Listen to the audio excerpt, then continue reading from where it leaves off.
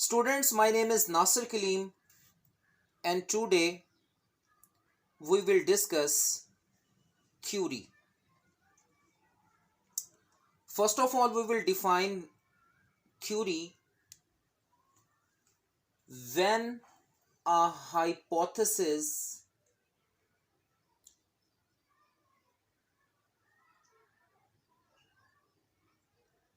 is tested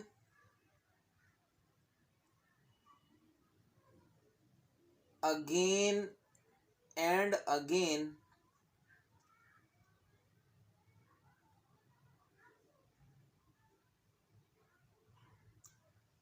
by the experiments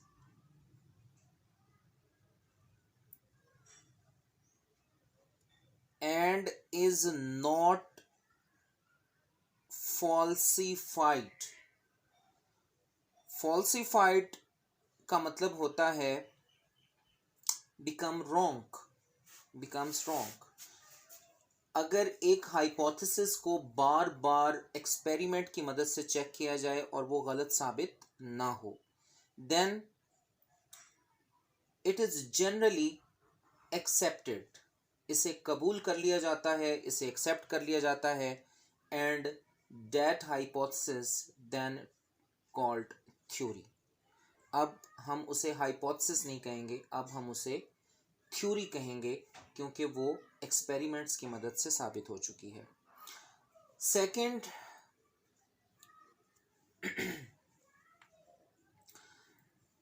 theory जो है ये बहुत बुनियादी और इम्पोर्टेंट टर्म है. सेकंड इसका स्टेप है, it is well supported by experiments, by evidences. इसको बहुत सारे एविडेंस सपोर्ट करते हैं, इसलिए इसको एक्सेप्ट किया जाता है. और थर्ड पॉइंट इसका है, provides the basis for the formulation of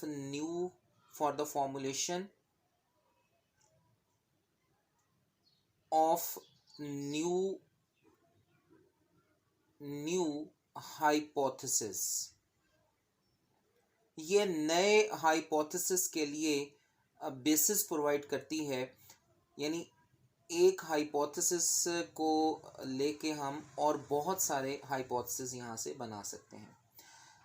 next एक थ्योरी की ही एक टाइप है जिसे प्रोडक्टिव थ्योरी कहा जाता है. प्रोडक्टिव थ्योरी ऐसी थ्योरी होती है जो चीज़ों को प्रिडिक्ट करती है, उनकी पेशगोई करती है. The theory which is predictive से मुराद होता है चीज़ों की पेशगोई करना, वक्त से पहले चीज़ों के बारे में बताना. Predictive in nature and can formulate many other hypothesis और बहुत सारे नए हाइपोथेसिस भी बनाती है. प्रिडिक्टिव इन नेचर होती है, वक्त से पहले चीज़ों को बताती है, और इसके अंदर एक्सप्लेनेटरी पावर भी होती है. तो इसे प्रोडक्टिव थ्योरी कहा जाता है. और आखिर में हम बात करेंगे थ्योरी की एग्जाम्पल्स की. तो एग्जाम्पल की अगर हम बात करें तो इसमें सबसे पहले प्रेशर फ्लो थ्योरी की बात करेंगे. प्रेशर फ्लो थ्योरी हम अगले टॉपिक्स में, अगले चैप्टर्स में जाके पढ़ेंगे. और दूसरी थ्योरी जो है वो सेल थ्योरी है. सेल थ्योरी भी अगले चैप्टर्स में आएगी. तो फिलहाल आपने सिर्फ इनके नाम याद करने हैं, इनकी एक्सप्लेनेशन हम अगले चैप्टर्स में बहुत डिटेल में जाके पढ़ेंगे. तो ये आखिरी पॉइंट्स इसके इनके एग्जाम्पल्स हैं. अब हम नेक्स्ट टर्म की बात करेंगे, और जो नेक्स्ट टर्म आज इसके बाद जो हम डिस्कस करने जा रहे हैं वो है साइंटिफिक लॉ, और इसे साइंटिफिक प्रिंसिपल भी कहा जाता है. Scientific law. तो बच्चों सबसे पहले हम साइंटिफिक लॉ को डिफाइन करेंगे। When efforts are made by the biologist to disprove the theory,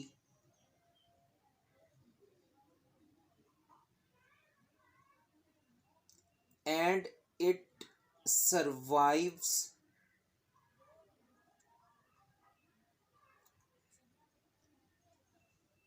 from such skeptical approach।